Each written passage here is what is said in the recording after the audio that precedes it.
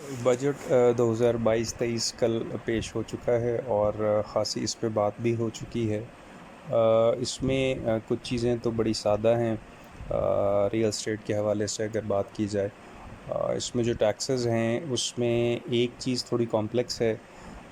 उसी पे बात से हम आगाज़ कर लेते हैं कि जो इसमें टैक्स एक लगाया गया है नया, जो 2.5 करोड़ रुपए की प्रॉपर्टी जिसकी जिसकी फेयर मार्केट वैल्यू 2.5 करोड़ होगी, वो एक से ज़्यादा अगर किसी के पास होंगी तो उस पे जो एक टैक्स 1% जो उसको सालाना देना पड़ेगा।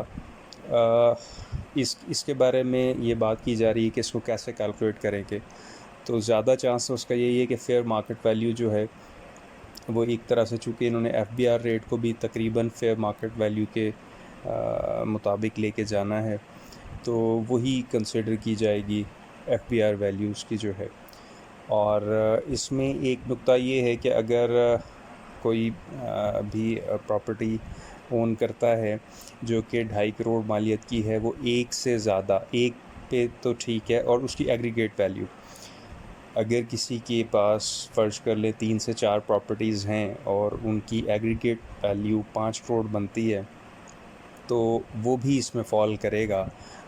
ज़रूरी नहीं है कि उसकी एक ही प्रॉपर्टी 2.5 करोड़ की हो और या उससे ऊपर की हो। तो फिर इससे बचना थोड़ा सा मुश्किल अब इस दफ़ा इसलिए भी है कि इसमें अगर उसकी एग्रीगेट वैल्यू भी 3 प्रॉपर्टीज़ की, 4 प्रॉपर्टीज़ की 2.5 करोड़ से ज़्यादा बनती हैं, तो फिर उसको सालाना 1% टैक्स देना होगा। मोस्ट प्रॉबेबली वो उसकी फेयर मार्केट वैल्यू जिसको कह रहे हैं वो एफबीआर रेट ही होगा, क्योंकि दूसरी तरह तो इसको ड्राइव करना बड़ा मुश्किल है कि किस तरह से उसका प्राइस का तयन किया जाए। एक चीज़ तो ये इसमें सामने आती है कि वो पहले ये होता था कि अगर इस तरह का कोई टैक्स आता भी था, जो 2016 के बजट में भी आया था, तो उसमें फिर वो छोटी अमाउंट की प्रॉपर्टीज़ जो है, जैसे उसमें एक टैक्स आया था कि अगर कोई नॉन फाइलर है और वो 50 लाख से ऊपर की प्रॉपर्टी बाय नहीं कर सकता, तो फिर लोगों ने उसका हल ये निकाला था कि उससे कम वैल्यू वाली चीज़ें जो हैं वो 2 से 3 ले ली जाएं, उस स्लैब को आप टच ही ना करें। लेकिन अभी ये है कि एग्रीगेट वैल्यू एक तो काउंट होगी। एक ये नया टैक्स है जो कि ख़ासी डिस्करेजिंग होगा न्यू बायर्स के लिए भी, और जो ऑलरेडी जो लोग हैं जिनके पास प्रॉपर्टी है और वो उसकी वैल्यू जो है वो फेयर मार्केट वैल्यू जो है या उसका एफबीआर रेट जो है वो एग्रीगेट 2.5 करोड़ पे पहुंच जाता है, तो एक तो टैक्स वो आएगा। दूसरी चीज़ इसमें जो गेन टैक्स है वो बड़ा वाज़ेह है कि गेन टैक्स जो पहले उसकी स्लैब अगर वो 4 साल थी, वो 6 साल कर दी गई है फॉर प्लॉट्स, कि 6 साल बाद तो वो ज़ीरो हो जाएगा टैक्स, लेकिन पहले साल वो 15% है। दूसरे साल अगर कोई सेल करता है तो फिर वो उससे 2.5% कम हो जाएगा, और 12.5% पे आ जाएगा। उससे अगले साल 10%, और ये करते करते 6 साल बाद ज़ीरो हो जाएगा। और इन केस ऑफ हाउसेस ये टैक्स 4% है, और इसी तरह वो कम होगा। उसी तरह स्लैब फ्लैट्स जो सिस्टम है अपार्टमेंट्स, उसके लिए एक अच्छी खबर है कि वो उसका जो रखा गया है जो टैक्स का पीरियड, वो सिर्फ 2 साल है। यानी 2 साल बाद अगर आप कोई अपार्टमेंट बेचते हैं तो फिर आपको वो वाला गेन टैक्स जो है वो आपने पे नहीं करना।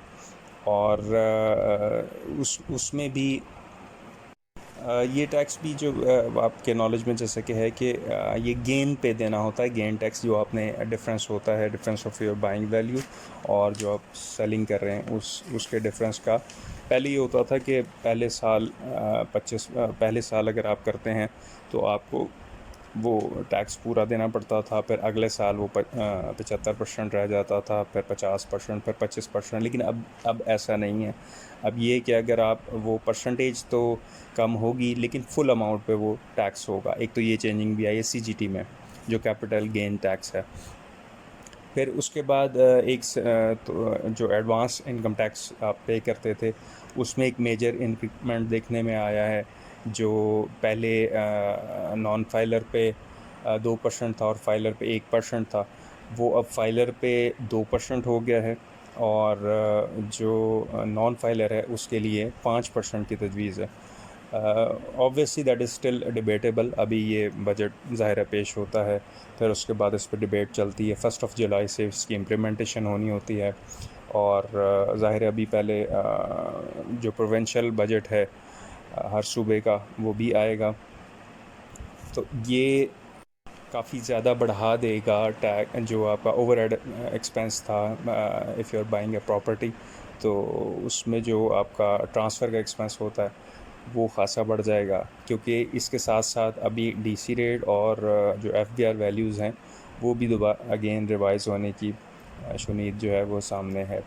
और उसके बाद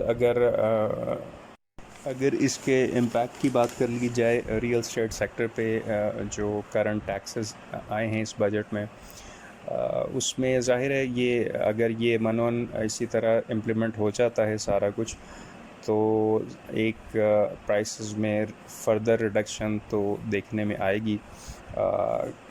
कई दफ़ा ऐसा भी होता है कि शुरू में ज़्यादा बजट में चीज़ टैक्सेस दिखाए जाते हैं, फिर उसके अगेंस्ट कोई प्रोटेस्ट वगैरह होते हैं, तो कुछ ना कुछ उसमें से वापस ले लिया जाता है और कुछ हिस्सा उसमें इम्प्लीमेंट कर दिया जाता है। ये भी आयन मुमकिन है, लेकिन ज़्यादा चांसेस ये लग रहे हैं कि ये इसी तरह से अगर इम्प्लीमेंट हो जाता है तो फिर हमें कुछ एरियाज़ ढूंढने होंगे ऐसे जिसमें हम अपनी अमाउंट्स को पार्क किया जा सके। जैसे कि इस वक्त अगर देखा जाए तो अभी भी कुछ ऐसी ऑप्शंस हैं जिनमें जो ओपन जो ट्रांजैक्शंस हैं उसमें पॉसिबल हैं। जैसे अभी तक भी कोयटा के ओपन एफिडेविट्स भी हैं, या डीएचए बहावलपुर के कमर्शियल के एफिडेविट्स और रेजिडेंशियल के एफिडेविट्स, ये वो चीज़ें हैं जिसमें ओपन ट्रांजैक्शंस हो सकती हैं। ओवरहेड एक्सपेंस भी बढ़ने से उन पे फ़र्क इसलिए नहीं आएगा क्योंकि उनका एक तो डीसी रेट ख़ासा कम है, एफबीआर वैल्यू भी ख़ासी कम है, और जो उनका ओवरहेड एक्सपेंस है वो ना होने के बराबर है, सिर्फ वेरिफिकेशन फ़ी वगैरह है और आपने उसको अपने ओपन ही रख लेना है। लेकिन जो डीएच कोयटा है वो तो जैसा कि आपके नॉलेज में है इसको ख़त्म करने जा रहा है ओपन एफिडेविट्स को। तो कुछ ये चीज़ें हैं, कुछ और एरियाज़ हैं जिनमें ओपन ट्रांजैक्शंस शुरू हुई हैं। जैसे अभी लिबर्टी लैंड एक प्रोजेक्ट आया हुआ है, वो जो एलडीए सिटी के साथ है।